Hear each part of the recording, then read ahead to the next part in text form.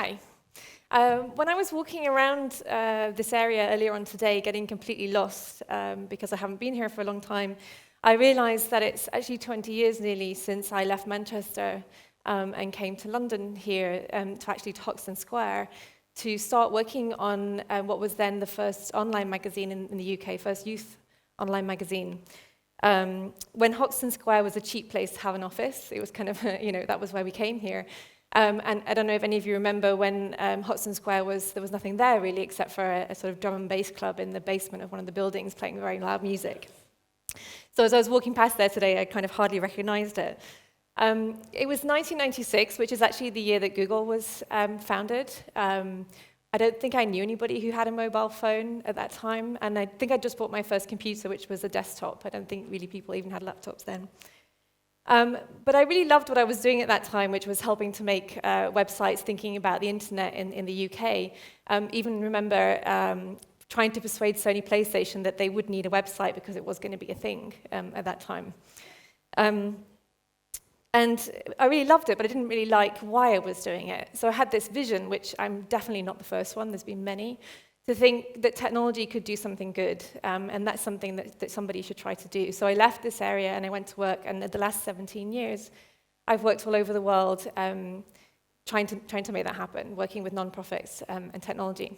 So now I live in Berlin, the other kind of hipster capital of Europe, and so some of you may have been there. If you've been to MIT, you may recognize this mural, and I thought it was a nice place to start the talk, asking this question, thinking about the future, how long is now? And in thinking about the future, we're often having to mix in our minds, thinking about the past, thinking about the present, and how will that work in the future? This is in East Berlin, where I live. And East Berlin is also known for a number of other things. Obviously, most specifically, people who go there are often very curious about the wall that went through the middle of the city and about the history with, everybody knows, I'm sure, the Stasi, which are also known there as the firm, as they were called. And so I thought I'd start our discussion and our journey there, looking at what did intelligence technology, or what did really cool technology look like for the Stasi? So this is from the Stasi Museum. And what you might need to be working there at that time. Obviously, you need a very fashionable jacket so that you blend in. There you can see something probably like 70s, I think 80s style. You might be able to see on the bottom left corner, there's a little camera there, and I don't know how clear the picture is, but on the right-hand side of the jacket is where the camera went to take the picture. So you'd be walking around as an informant or a spy behind somebody you were tailing with a little camera in your pocket. So just thinking about how far we've come with technology. So I'm going to ask you now to see what you're carrying in your pockets. Maybe you have something a bit like this. Phone. Some of you do. Excellent. Can I ask you to get it out of your pocket or your bag? I'm going to be really difficult today. I'm going to ask you to do all kinds of things. But I also need to make sure you're awake, especially at the back there, because I can't see in the dark. So I'm going to ask you to get it out of if it's in your bag, take it out, take a minute in your pocket, if you're going to take part, and just hold it up in the air so I can see you've all got one. Excellent. That's almost everybody. Fantastic. Turn to the person next to you and switch your phone with them. It's okay. The doors are locked. You can do it. Go on. There's people here not doing it. Switch the phone.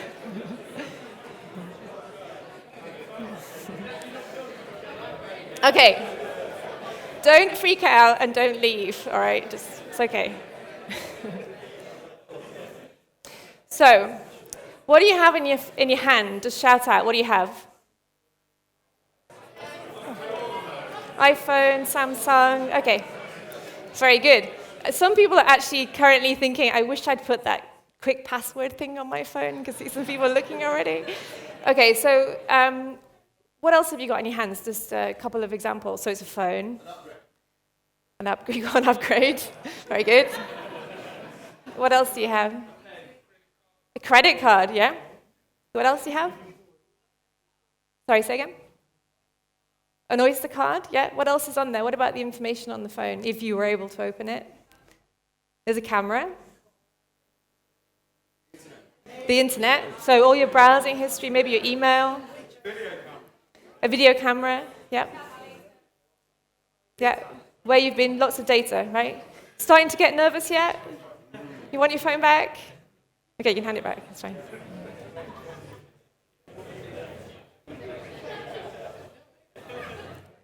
Did you actually hand it back? I see some people there looking a bit nervous. I hope I'm not going to get sued for that. Somebody loses their phone. So this is what it looks like when you actually put it together, all that information that we have. And the more you think about it, the more crazy that is. So this is an animation from a German politician called Malte Spitz.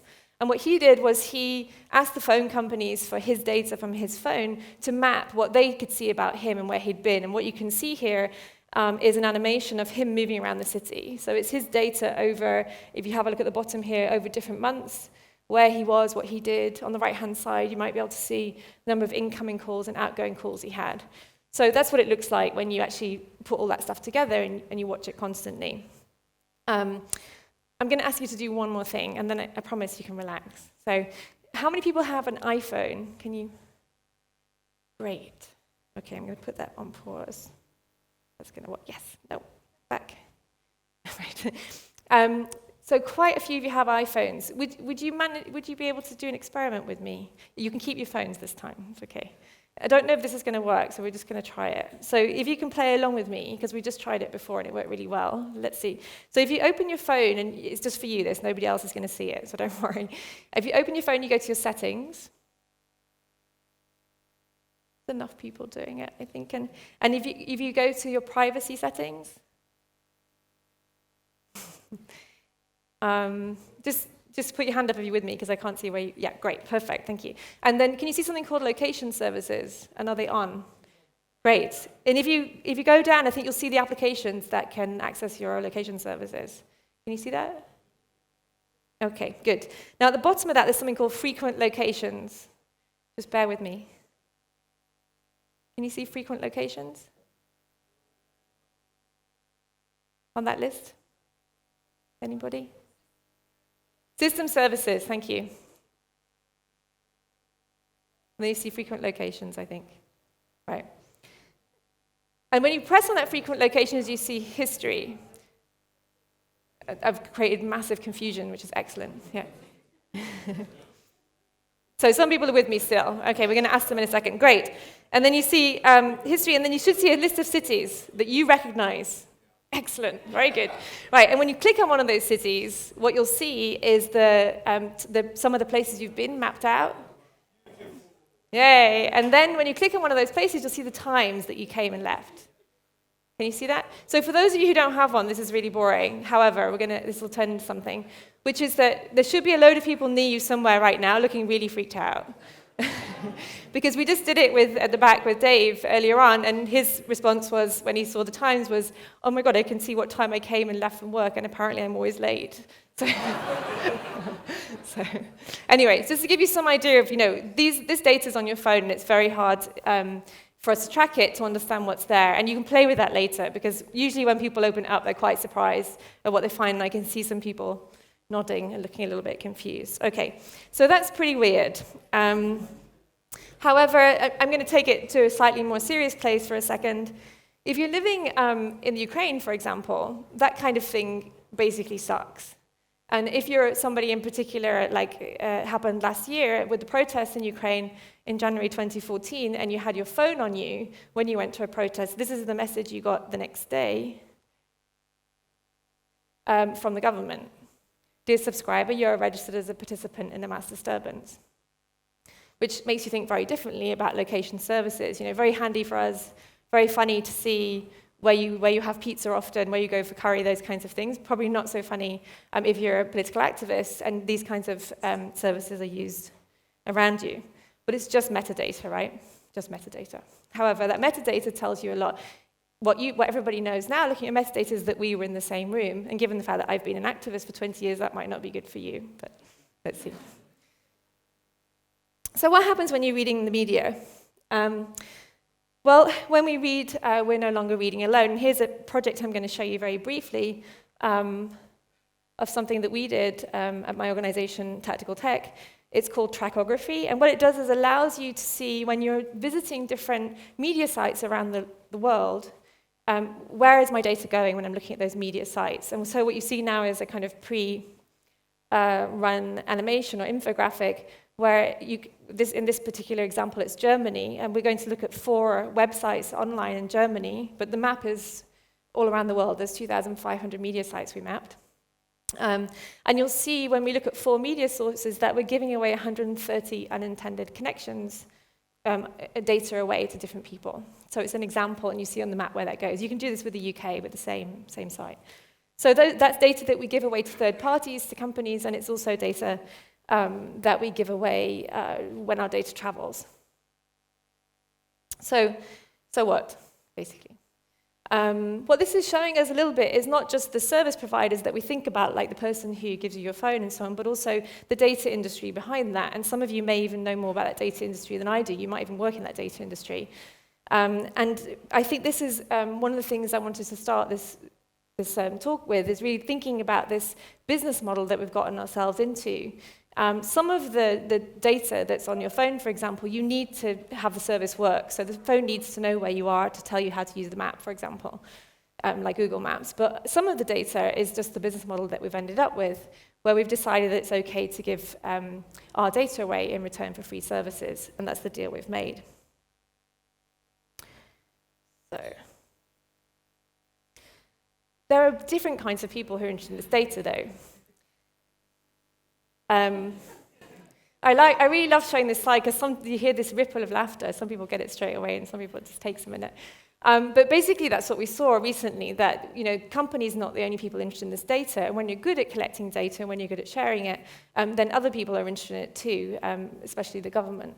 And when you go back to where we started this, thinking about when I was trying to give the context of where I'm living in Berlin, of the Stasi, the Stasi at the end of 1986, 1989, before the wall came down, had a plan to put together all this uninterconnected data.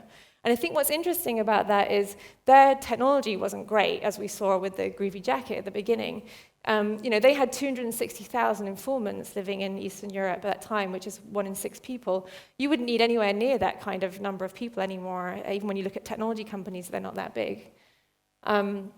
So one of the interesting things there is that, the idea that the Stasi had didn't scale. They couldn't really imagine that we would all have these mobile tracking devices in our pockets, in our homes, in our cars now. When you think about the Internet of Things and other developments in technology, they couldn't possibly imagine that people would willingly give away that information for free. So at this point, you're thinking, who's this crazy, paranoid woman on the stage?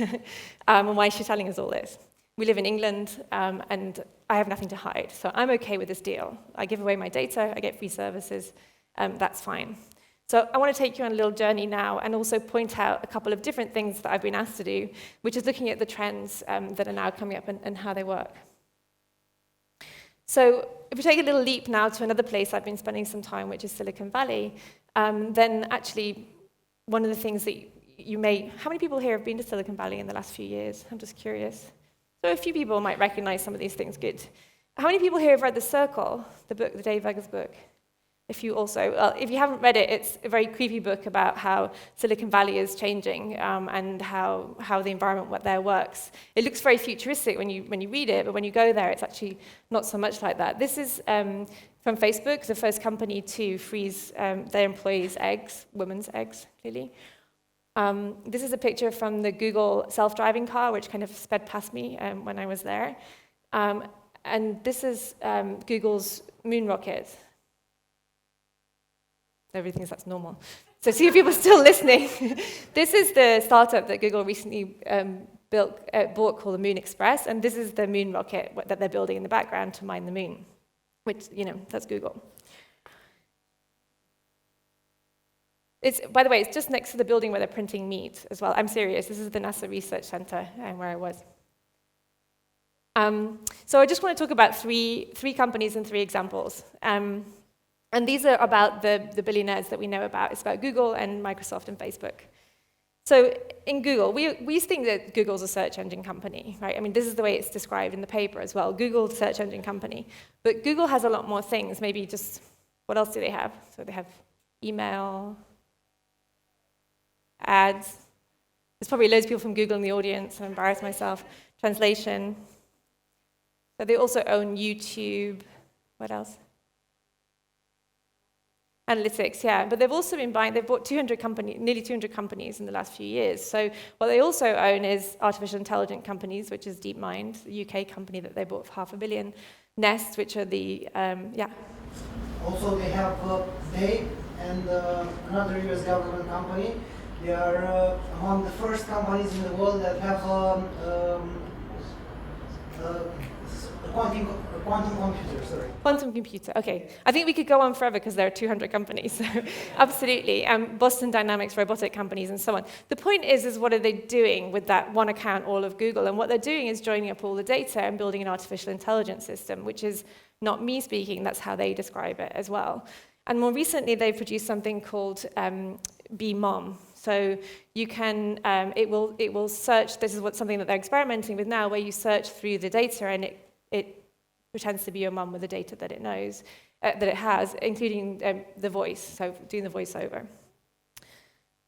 If you've watched Black Mirror, you'll know the significance, I think, of that. I just want to, I'm running out of time, so I'm just going to race ahead to say, I just want to have a quick look at what that looks like when we start to deploy that in the real world. And you may have seen this Hello Barbie, I don't know if any of you saw in the news recently, this Hello Barbie new product by Mattel. So it's a Barbie that speaks and learns from children about their wishes and desires and behaviors and records it and plays it back to them. So I'm just going to really quickly show you it. It's just a 30-second clip. It is a date, okay? Well, we are on stage to show all these lovely people how amazing you are, Barbie. Being on stage is exciting, isn't it? Yes, I love it. That's cool. I didn't know that about you. I like to be on stage too. So she can recognize and respond, so she understands, but she can also remember. So she's going to get to know all my likes, all my dislikes, and then she will incorporate that into our conversation.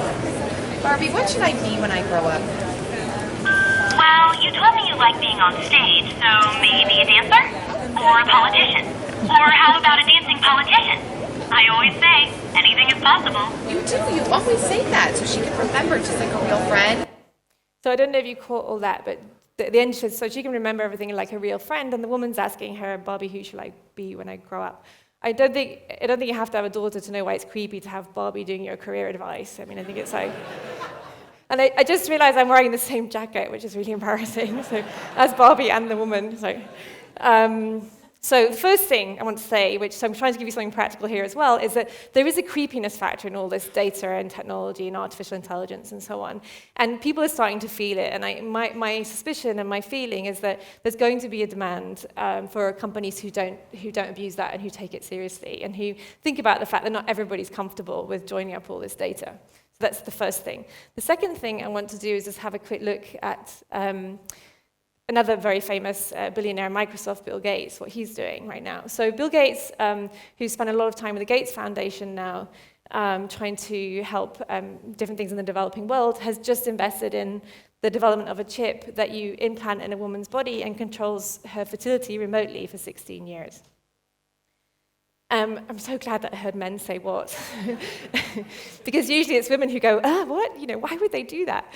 And the trialing in it's going to start in 2018. And there's lots of reasons why developing that has great potential in the developing world is problematic. But this is how we see it coming out on message boards already. This is the response to, some of you can probably read this, the response to some of this in the newspapers. For example, this is perfect. Every woman should have this implanted at birth, activated at puberty, and deactivated when they've received their license from the state to have a child, which is really frightening. So the second thing I want to bring up is this question of ethics. So who gets to decide which technology we build and which technology we don't build? Just because we can build this technology doesn't mean to say that we should. And in my view, one of the things that needs to be done in design education and in technology and engineering education, and possibly even will make people into good future employees, is to have a good handle on these ethical questions, which are really complicated. Okay, the last one. Looking at our third famous billionaire, Mark Zuckerberg, from Facebook.